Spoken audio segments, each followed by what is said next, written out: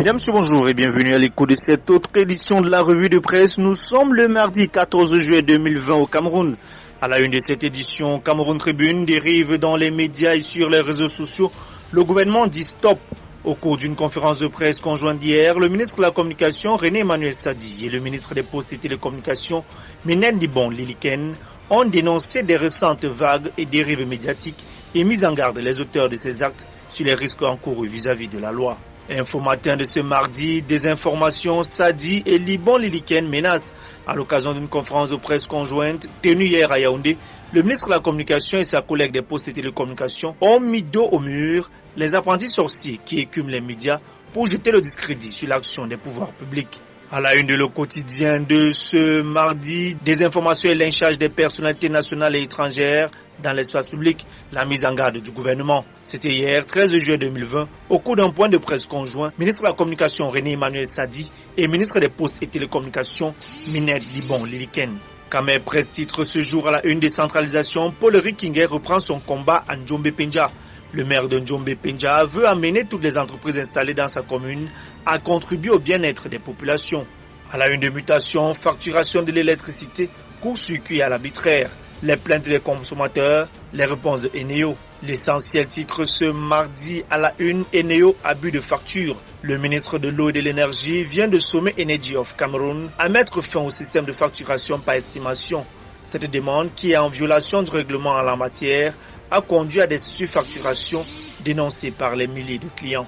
Éco-matin, estimation des index, l'Arcel et les consommateurs font reculer Eneo.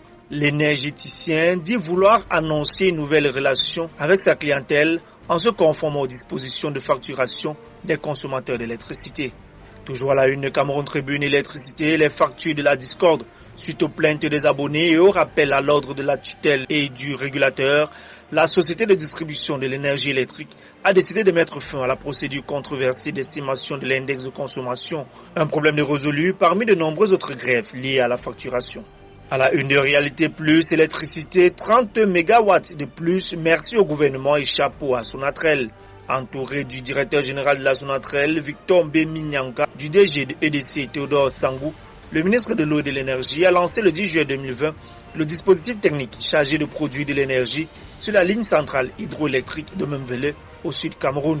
Le Cameroun gagne et particulièrement les régions du centre-sud, littoral nord-ouest, ouest et sud-ouest 30 MW de plus grâce à un travail abattu par la Sonatrel qui a implanté tout le dispositif du transport de l'énergie.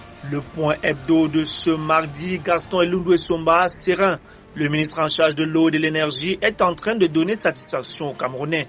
N'en déplaise, les infrastructures obtenues par rétrocommission et autres prébandes construites à la va-vite hier, mais recadrées et reboostées par l'équipe actuelle, augurent des lendemains prometteurs.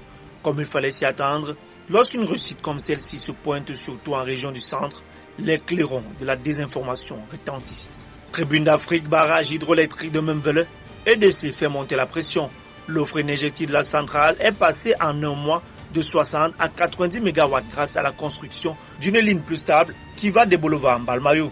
Cette énergie supplémentaire permettra d'alimenter suffisamment le réseau interconnecté sud et de réduire significativement le déficit que connaît le Cameroun.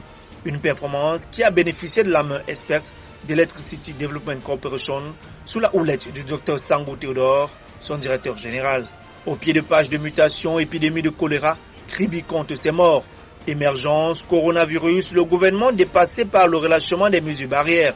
Les Camerounais n'en font plus désormais qu'à leur tête, tandis que les contaminations s'envolent.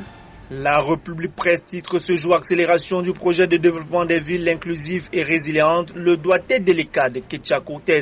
Ministre Android, Célestine Ketcha Cortez, pour qui les nouvelles technologies de l'information et de la communication n'ont aucun secret, dans un contexte de crise sanitaire marqué par le coronavirus, a présidé le vendredi 10 juillet 2020 par visioconférence le tout premier comité de pilotage du PDV-IR, entré en vigueur le 8 mai 2019. À la une de Le Jour, Oga, un poids lourd de l'humour sur le ring. Le quotidien de l'économie titre ce jour relance économique, l'État mise sur l'agriculture et l'industrialisation. C'est ce qui ressort entre autres de la circulaire relative à la préparation du budget de l'État pour l'exercice 2021, signée le 10 juillet 2020 par le président de la République, Paul Biya. Qu'au matin, toujours en économie, à entrer en bourse des entreprises publiques, l'Union monétaire fait pression sur les États de la CEMAC, alors que presque tout stade encore à mettre en œuvre cette disposition réglementaire qui rentre dans le cadre de la deuxième phase du processus d'unification du marché commun sous-régional. Le comité ministériel de l'Union monétaire de l'Afrique centrale appelle les États à s'y conformer. Et qu'au matin, ouverture du capital des entreprises publiques ou privées, CAMEC aux têtes des listes. À la une de CAMEC Presse, port de Douala cap sur les réformes au PAD. Une concertation a eu lieu entre le port autonome de Douala et ses partenaires opérateurs économiques de la communauté portière la semaine dernière. Une nouvelle nomenclature tarifaire est annoncée avec un nouveau terme baptisé Grand Compte. Les responsables du PAD ont également fait le point du fonctionnement de la régie du terminal à conteneurs. Expression économique, port autonome de Douala, 19,7 milliards de chiffre d'affaires pour le terminal à conteneurs. La performance a été réalisée selon la direction générale du port autonome de Douala à la fin du mois de mai.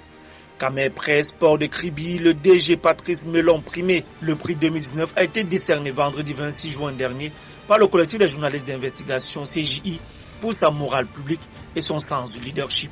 La lettre de la bourse marché financier de la CEMAC, la COSUMAF, dénonce les escrocs, mais devrait aussi réviser ses textes.